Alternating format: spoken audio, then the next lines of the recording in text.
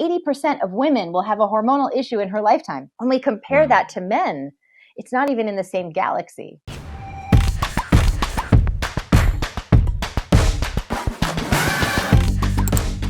Welcome back to the Mindvalley podcast. So today we have a really interesting podcast episode.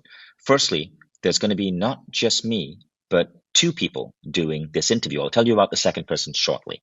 But first, let me tell you about our guest. Our guest is Alisa Vitti, and you'll find her on her website, intheflowbook.com. That's spelled in the FLO, FLO, book.com. Alisa today is going to be talking about hormones and specifically how to unlock your hormones. Her book, In the FLO, is the subtitle is this: Unlock Your Hormonal Advantage and Revolutionize Your Life. Introducing the Cycle Syncing Method, a 28-day plan with recipes, workouts, and daily planner, and a biohacking toolkit. So In the FLO is basically a book on how to unlock your hormonal advantage through various daily practices, nutrition, so that you can have a more fulfilling, energetic, emotionally well-balanced day.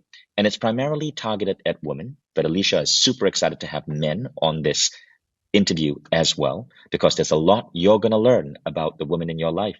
Now, because I am a male, and there are certain aspects of this where I believe I may not have the background to ask the right questions, I'm joined today in hosting this interview by Christina Mand-Lakiani. Christina is a co-founder at Mindvalley, and she is actually my former wife. We were married for almost 2 decades. We have 2 children together. We are now co-parents, close friends, and Christina is a key part of my life and of Mindvalley. And so I asked Christina to join us today in this interview. For those of you who are Mindvalley members, you will find Christina's programs in your membership. Christina, welcome. Thank you, Vishen. And I actually welcome Alisa, and I want to welcome all the men in this conversation because as a very amateur feminist, I'm actually very welcoming the men into conversation about women. In fact, I want to start, if you don't mind, I want to start asking Alisa with that angle, in fact, because I don't think it's just the men who don't know how women function. I believe that we women often don't know how we function. So I want to ask Alisa this question. I know that you started your career as a medical doctor. You were studying to become a medical doctor, and then you shifted into a little bit different field, and now you're a specialist in female body and female hormones and in nutrition. How did this shift happen? Because, I wouldn't want to judge when you studied, but I assume that the education system that you went into, the medical education system, was actually shaped by studying men rather than women, researching men rather than women. So where did this shift happen? What happened to you, if you don't mind starting with this question?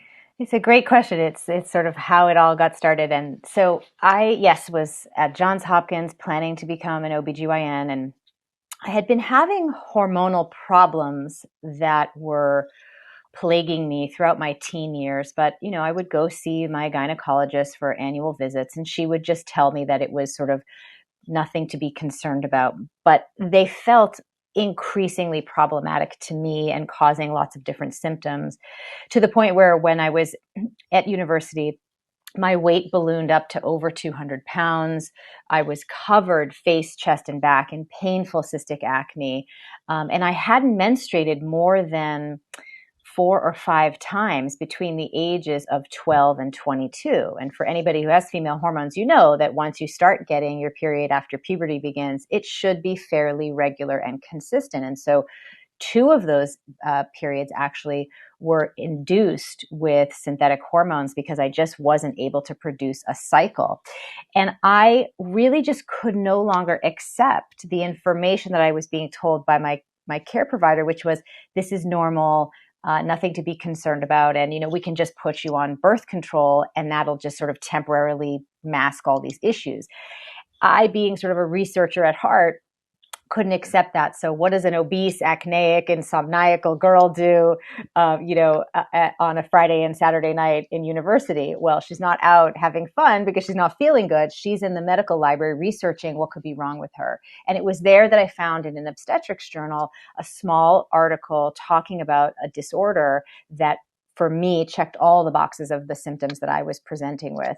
So I took this information to my gynecologist the very next morning. We did some confirmatory testing, and she confirmed my diagnosis of polycystic ovarian syndrome.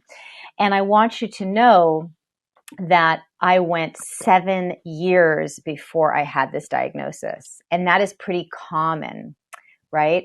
So this conversation about hormones opened my eyes to not only the fact that there was a limitation with the treatment options available to women with hormonal issues, right? But that also I was one of millions of women who were struggling with, whether that be PCOS or infertility or perimenopause, right? That there are issues that women face that we're just not getting the support that we need because of the way that the sort of traditional scope of care functions, which is if there's something wrong, we put you on synthetic hormones and shut off your internal hormonal production factory and hope that that mitigates your symptoms for as long as possible. But for so many of us, this is not a real solution, because if you want to have children, for example, you can't be on this medication.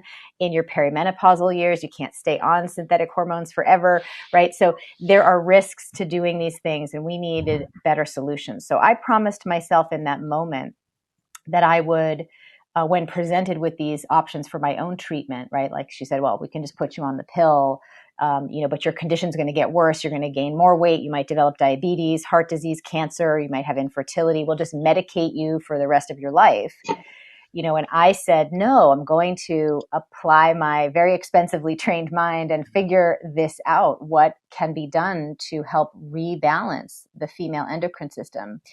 And I promised myself that if I was able to do that, that I would then build a healthcare platform for women, whether they be in their menstruating years, their fertility years, or their perimenopausal years, to help them navigate naturally and effectively their hormonal issues. And that's what FLOliving.com is. We're about to celebrate our 10-year anniversary. I'm really proud that we're the first dedicated hormonal healthcare platform in the world. And we've helped countless women, not just myself, recover their hormones, but countless women around the world, get rid of painful PMS or cramps or period problems, have the children that they wanted to have, and go through perimenopause with less suffering. So that's the journey from start to end.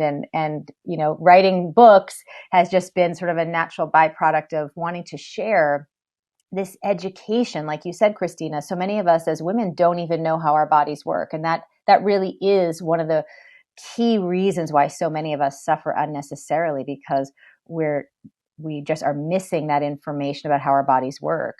And that the information that we are getting from the media, for example, like, last year, I think 2020 was like the year of intermittent fasting in the media, right?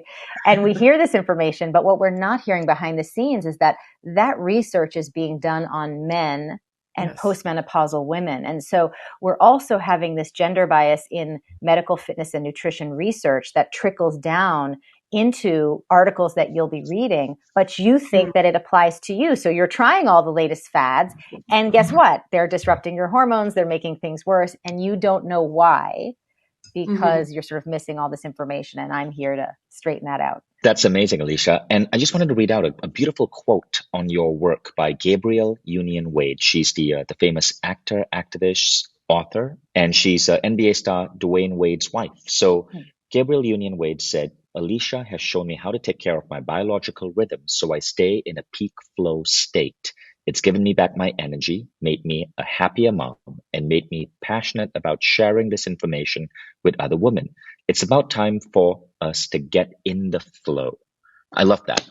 Now, this information, Alisa, why is it only coming out now? Why is this, and why is this important for women to know? So I had been asking a question. I've been taking care of women now for 2 decades, and about 5-6 years ago, I started getting excited. I looked around in the media and I said, oh my goodness, you might remember there was like this menstruation was trending, right? There was mainstream was making well and good trends and Mindvalley green trends and saying that menstruation and menstrual wellness was something that was more mainstream, which was historic from a, female health and feminist history point of view. This was historic, and that it was being disseminated across this global platform of, the internet was pretty amazing. So I thought, here's our moment as women. We're breaking down the taboo, and there are plenty of health sites starting to report on how to have a healthier, hormonal cycle.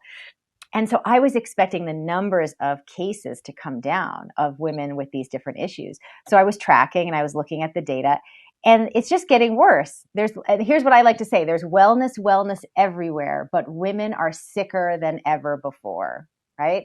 So we've got more biohacking and more articles and more stuff.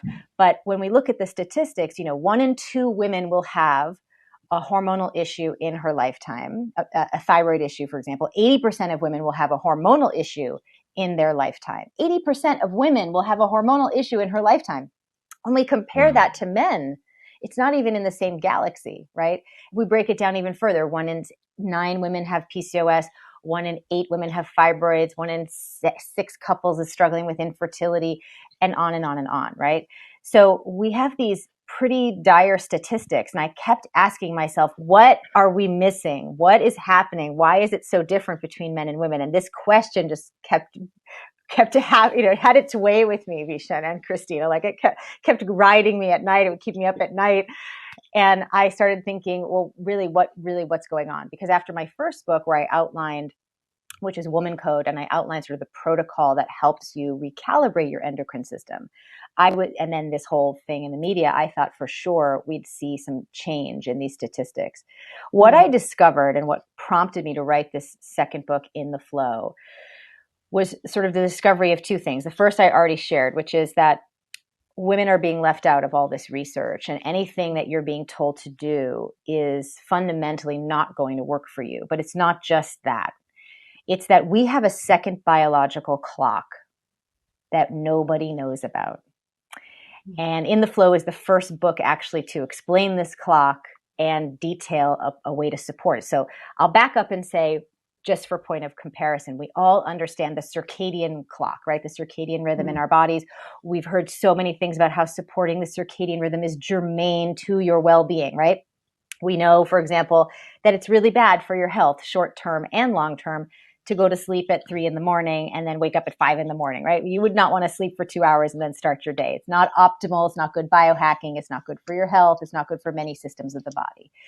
We also know that the circadian rhythm is much more nuanced than just governing our sleep-wake cycles. For example, we know that the circadian rhythm governs when your blood pressure is most elevated during the day and when it's the lowest. We know when it's going to govern when your bowel movements are most active and when they're least active. And this timing of different functions of the body is really useful to you because, for example, if you're trying to get your good quality deep REM sleep, and your blood pressure decides to go through the roof and you have to have a bowel movement, you're not going to be sleeping through the night, right? So it's really useful that we have these internal biological rhythms to keep the time for different functions of the body. So women have a second biological clock that we haven't heard about before, and it's called the infradian rhythm. So we have the circadian for everyone, and then women, starting at puberty, from their first period to their last, they have a second clock that gets activated called the infradian rhythm. And this, yes, you experience it over the course of your monthly cycle. Like the circadian rhythm being too simplistic, saying it just governs your sleep-wake cycles, it would be too simplistic, and it's true, to say that it just governs when you're ovulating and menstruating. In fact, what it turns out to be is that the infradian rhythm governs 6 key systems of the female body, right? Your metabolism is impacted by this rhythm, your immune response, your stress response, your brain function, all your reproductive system, the period, the fertility, the sex drive, right? And even your microbiome. So all of these things are being affected by this infradian clock. So now we can see, if we piece these two things together, I get the answer to my question. The question is, why are more women suffering? Well, if we're leaving women in their reproductive years out of medical fitness and nutrition research that's trying to study best practices on diet and health and lifestyle, right? And women have this second clock that we're not factoring into all of these recommendations. All the recommendations are actually disrupting that infradian clock and wreaking havoc on all these systems of the female body, whether it be metabolic or cognitive or reproductive. I do want to go deeper into understanding this second clock as well, but I want to ask a question which is a little bit to the side. So I understand that the medical research has been omitting women in fertile years because it's too complicated. So a lot of the Let's research pause on that. Too complicated, right? And putting that in big air quotes. But I want to add the question to that statement, because if the medical research for let's say hundreds of years was avoiding researching women because it brings too much complexity, then how, like, if I'm not with a medical degree, how am I to even swim out of this whole sea of information? Where do I get information? Is there information? Because it feels overwhelming. I kind of get the urgency, but I don't even know where to look for help. So what do we regular women do to figure it out? Because even if you go to the doctor, doctors are trained on research which is made on men. Right. So I've read somewhere that apparently the signs of heart attack in women and men is different. And in fact, and let me just interject, because it's such a rich tangent you want to go down, which is, for example, the National Institute of Health is deeply concerned about the lack of females' inclusivity in human clinical trials. And in 1995, they actually put out like a PSA, a public service announcement, so to speak, to say, please include more women in their reproductive years in human clinical trials. That's great, because they know that, they need this nuanced gender-based information when, dosing medication and doing procedures and all of this. However, as of 2015, the sort of update is that progress on including more women into these studies has been slim to none. So it's not going well yet. They're trying, but it's not happening quickly enough. And there's a legacy reason behind this, of course. It's that, they were doing experimental drug testing, right, for new medications on women in their reproductive years who may not have known that they were pregnant, and these experimental medications could have led to problems with pregnancies. And so that's why they just sort of whole hog left women out because of that. But there are plenty of studies that don't necessarily look at medication that women could be included. And we see this especially in fitness and nutrition research, which isn't something that's necessarily going to have these as extreme outcomes, where women could be much more included. So that when you look on a website to say, okay, gee, I'm ready to start a new fitness plan, and you read about HIIT workouts, which are like the gold standard, let's say, of workouts, that you're given correct information about that. Because what you're hearing, which is that you could do a HIIT workout every day, and that will give you the benefit of building lean muscle and using stored fat as fuel. That's actually not true for you, depending on where you are in the cycle and this infradian effect on your metabolic and stress response systems, right? So where does a woman look? Well, that's why I wrote this book, because there isn't this information, right? I wrote In the FLO, there's chart after chart after chart in each chapter. What should you eat when, based on this infradian effect? Which workouts should you do when? How can you take advantage of the 25% shift in your brain that takes place over the month to optimize your work and minimize your stress?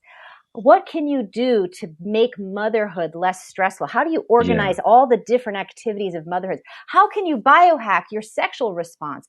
60% of women are sexually unsatisfied. This, in my opinion, has a direct line back to the fact that they don't know that their sexual response is modulated across the month because of this infradian rhythm, and that they would need to approach achieving their sexual peak experience in a different way depending on where they are in the month.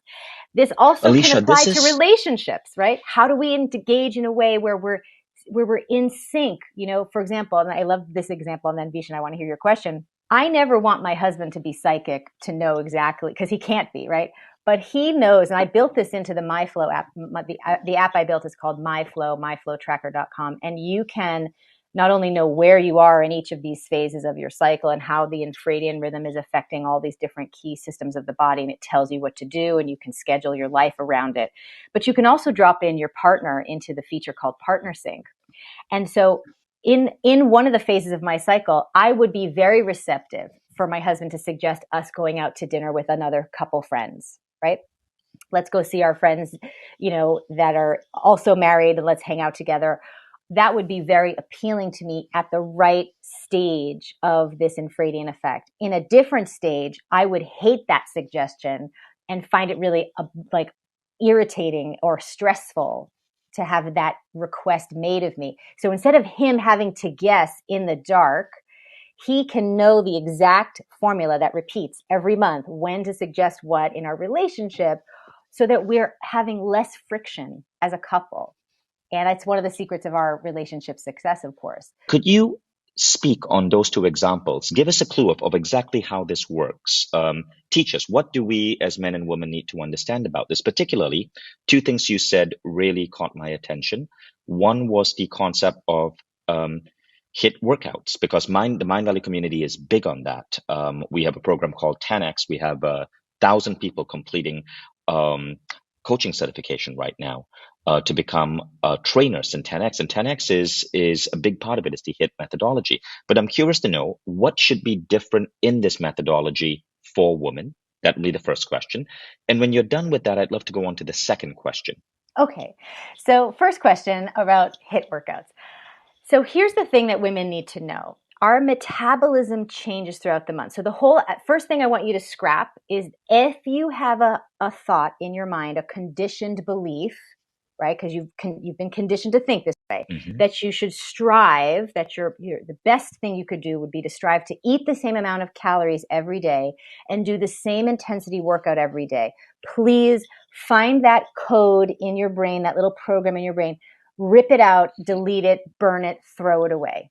Okay? It is outdated, and it is based on male biorhythms, right? The male biological rhythms repeat every 24 hours. And since all research has been done on this pattern, all the recommendations you'll see, of course, will say to do the same thing day in, day out. And for men, it is optimal in the biohacking community for you to wake up at 5 or 6 a.m. every day, to take advantage of your peak testosterone surge in the morning, do your workout, do your strength training at the same time, have your quiet time for deep work at the same time every day. There is an optimal time for you to have your best sexual experience during the day, and for you to interact relationship-wise throughout the day in different ways, whether that be with your partner or with work. It's all the same. Rinse and repeat every 24 hours. And men, you should strive for that to optimize your health and well-being and your productivity.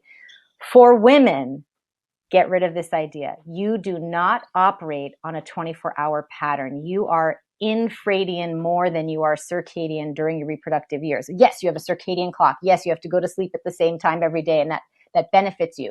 But for example, in the second half of your cycle, after ovulation has happened, and I'll break down the cycle in a second, you need more sleep. You need 20 minutes more sleep every night compared to men. But in the second half of the cycle, you need a little bit extra sleep, because resting cortisol levels are higher in the second half of the cycle. And if you were to wake up early, because that's quote unquote optimal, right? It's optimal for men, not for you. You're going to actually jack up cortisol levels, and then you're going to disrupt blood sugar for the rest of the day, which is going to cause all sorts of more exacerbation of symptoms in the hormonal arena. So let me back up and specifically answer this question. Let's talk about metabolism. In the first half of the cycle, which is the follicular and ovulatory phases of the cycle, your metabolism is slower. You can and should eat fewer calories, okay, safely. This would be a time when, if you were going to do a cleanse or a detox, you would do it in this phase of the cycle. And you can and should do HIIT workouts and cardio. because resting cortisol levels are lower. So the combination of slower metabolism, lower resting cortisol levels, restricting calories, and doing HIIT workouts optimizes your biology for you to use stored fat as fuel to build lean muscle and for you to keep your blood sugar stable. This is gold. This is what we want. Okay. Then ovulation happens, and now we're in the second half of the cycle, the luteal phase of the cycle. In the luteal phase of the cycle, studies are conclusive that your metabolism speeds up, requiring you to eat 279 more calories per day. Did you catch that? You need to eat more calories in the second half, because most of us have been so conditioned to believe that we're simply smaller versions of men with more sluggish metabolisms. So we need to restrict calories more and work out harder every day. Do not do this in the second half of the cycle. If you continue to restrict calories after ovulation, guess what you do? You turn on fat storage. Not what you want, right? You destabilize blood sugar and you turn on fat storage. Then, because resting cortisol levels are higher, the research is conclusive that you must not do HIIT workouts at all. Because if you do that in combination with this whole metabolic change, you turn on fat storage and you turn on muscle wasting. So here you are as a female trying to be your fittest self, and you're doing the same intensity and the same caloric intake of workouts and eating every day. The first half of the cycle, you're going to make your 2 steps forward. And then in the second half, by staying consistent with this male pattern of biohacking optimization, you're going to undo your progress in the short term. And in the long term, you're going to gain weight, right? Which is really frustrating.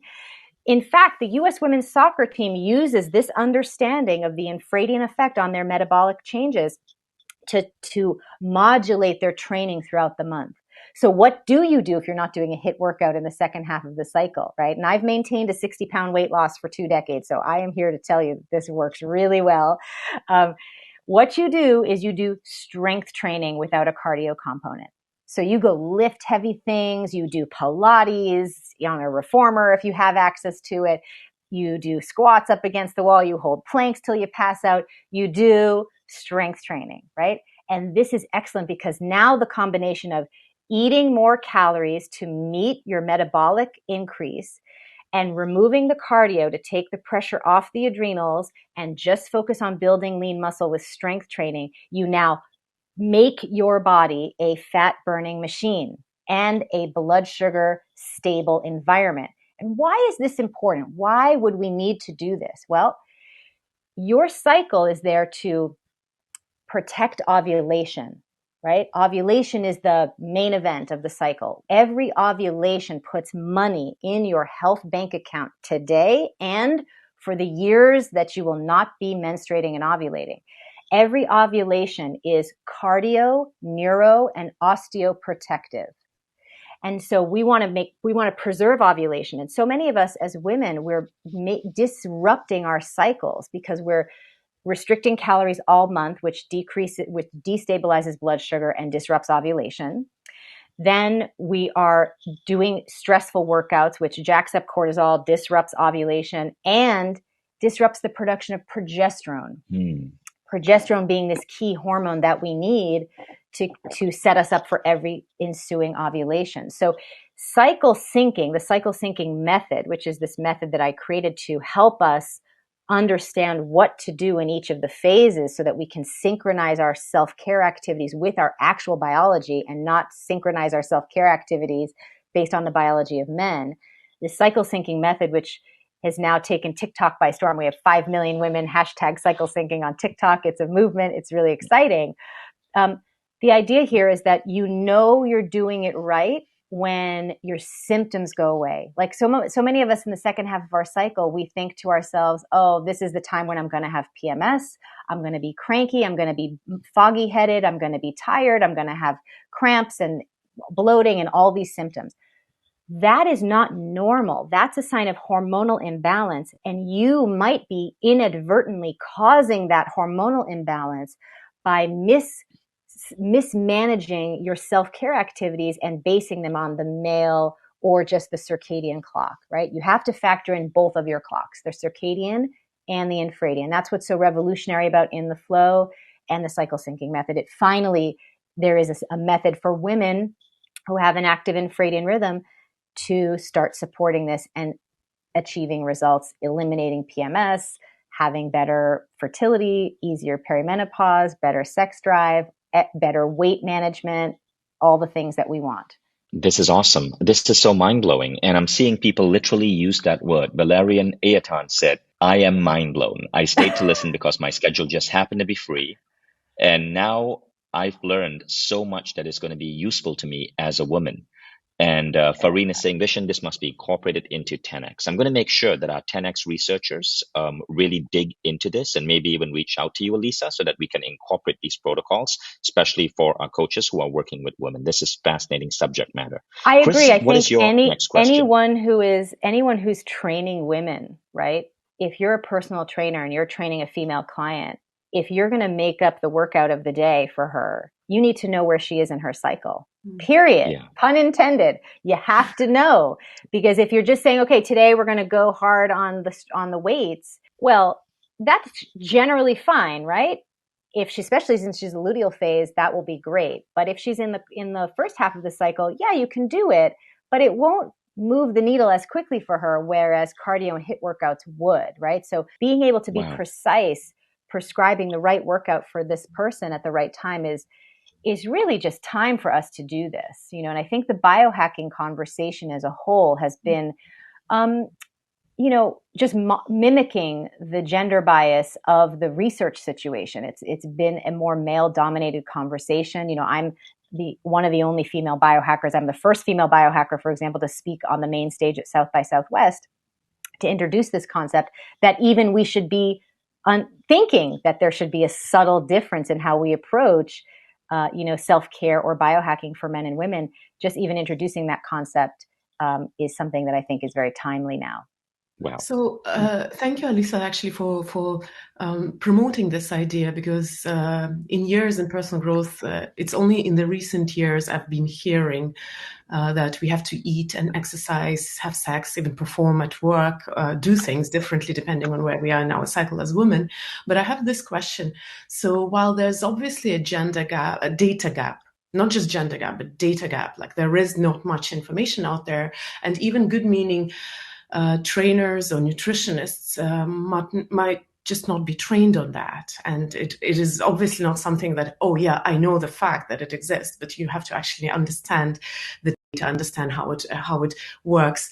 So how do we regular women who are not medically trained go about that? Because it's also a little bit frustrating to be hearing like, oh, you are being PMSing, or you're being emotional or being irrational, because there is no irrationality. Correct. Yeah, you're not irrational. In the community, there's this approach that you can't really listen to what your body wants, because it will cheat you into eating, into indulging, into sleeping in, into being lazy. But as you're saying, we actually might objectively need more sleep, more food, more rest. We do. It's not an opinion. It's a fact. Balance this perception and not be crushed by people shaming you into trying to behave like little men, which we are not. Which we're not. Listen, yes, you're pointing out so many important things, Christina. There's institutional bias, there's gender bias, there's patriarchy, there's all sorts of things in the conversation that have us feeling a little confused and turned around. I'm not necessarily here to dive into that bigger conversation, because I'm a person who loves science. And what I know is for myself as well, because I was swimming in the same pond that we're all swimming in as women, right? How did I dig myself out into a point of clarity? I walked over a bridge of science into a relationship with my biology that is fact-based, that empowers me to make the appropriate decisions and choices for myself on a day-to-day basis. And then, because I became sort of the world's expert in this, I built the tools that make it easy for everyone else. So if you're feeling overwhelmed and confused, you can do two things right now. You can buy the book, because it has all the charts. So it's all mapped out: when to eat what, which workouts to do, what to work on at work, when to do what with your mothering plan, when to have, when to use a vibrator, when not, when to go on dates, when to negotiate a raise. It's all mapped out in the book. And then you can also download the app. myflowtracker.com. It has the circle icon, not the feather. And the circle icon, MyFLO Tracker, this app tells you which phase of the cycle you're in, what's it doing to your brain, your metabolism, your sex drive, your work productivity, and then it lets you schedule into your own calendar whatever it is you need to be doing to optimize your health and your productivity and your life in that phase. It takes all the guesswork out of it. You don't have to become the expert in it. You just have to put your details in it. And what's really exciting is it's a positive biofeedback tool as well, because you're going to be tracking your cycle symptoms throughout the month every single day. And the more you use the cycle syncing method and you start synchronizing all your self-care activities at the right time, you're going to watch your symptom burden go down month after month until you wake up one day and say, gee, oh my gosh, I can't believe my period just started. I had no symptoms, right? That's how you know you've taken care of your hormones and your cycle syncing efforts are paying off, because you're going to see the payoff in the quality of your cycle, right? Because right now, what every woman is doing without realizing it is disrupting her infradian rhythm. And that puts an increased symptom burden on your menstrual cycle. So we know that you're having infradian disruption to the same degree that you're having period symptoms or period problems or fertility issues or perimenopause issues, right? The more you start to support your infradian rhythm, the more those symptoms disappear. Mm-hmm. It's the same thing with the circadian rhythm, right? If you were disrupting your circadian rhythm, right, and not sleeping at the right times of the day and all that, you would start to have symptoms, right? And those symptoms, if they kept becoming persistent, like you kept doing the bad sleeping, those symptoms could turn into diseases or disorders, right? And we know that from the famous nurses study, right? So similarly, the more you disrupt your infradian rhythm, they can start out with monthly symptoms, but that can quickly snowball into other conditions and problems, right? So we can walk ourselves back from that by supporting our infradian rhythm, and the cycle syncing method is the only way to do that. And you can do that very easily without getting overwhelmed by reading the book In the FLO and downloading the app myflowtracker.com. And I just want to add that the MyFLO app, MyFLO, is consistently ranked in the top 10 of all paid apps in health and fitness on iTunes. And today, I just checked out the app. It's only $1.99, so it's a very minimal investment. And it has 10,000 positive reviews. So definitely go check out the MyFLO app on the App Store. Yeah, I'm pretty proud of that, Vishen, because, you know, there is no women's health category or menstrual health category or even period app category. There's just health and fitness. And so for the MyFLO app to be ranked so highly among, let's say, step trackers and sleep trackers, it really has to do with just how long women are staying on the app. I mean, our average user is in that app every day for 15 or more minutes, because they're getting such huge value out of learning their daily weather report, right?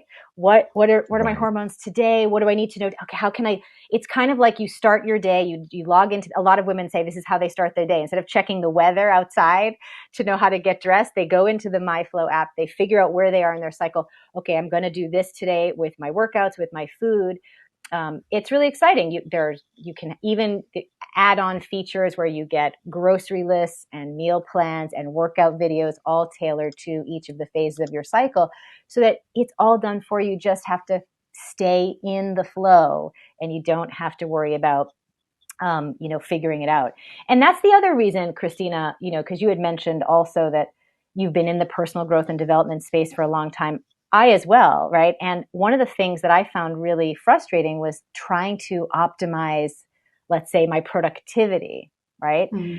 And I tried everything from the great Tony Robbins rapid planning method, who I adore Tony, and to good old standard Franklin Covey time management systems. And I would try to do this, and they're all premised on, again, the same concept of you get up every day at the same time.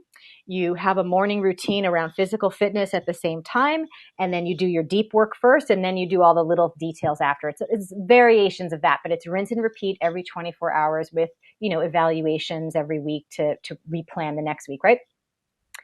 This is not practical if you have both a circadian and an infradian clock active, because my brain changes, the female brain changes up to 25% over the course of the month. This was discovered by Dr. Catherine Woolley in 1997 at Cornell University, I believe. And she looked at the female brain and said, okay, we're thinking, we're solving problems differently. Of course, the studies have shown you can do anything at any time, but you have certain advantages at different stages of the month. For example, during ovulation, you have this peak surge of estrogen during ovulation, right?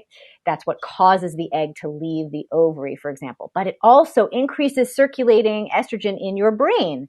And this hyperstimulates the verbal and social centers of your brain.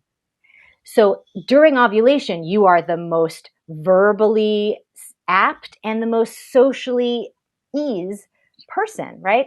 So you could plan to give presentations, you could plan to negotiate, you could plan to go on first dates, you could plan to give a presentation, anything that to go to networking events, anything that leverages your verbal and social skills, because it's happening in peak ways during this time. So if the whole idea of these time management systems from before is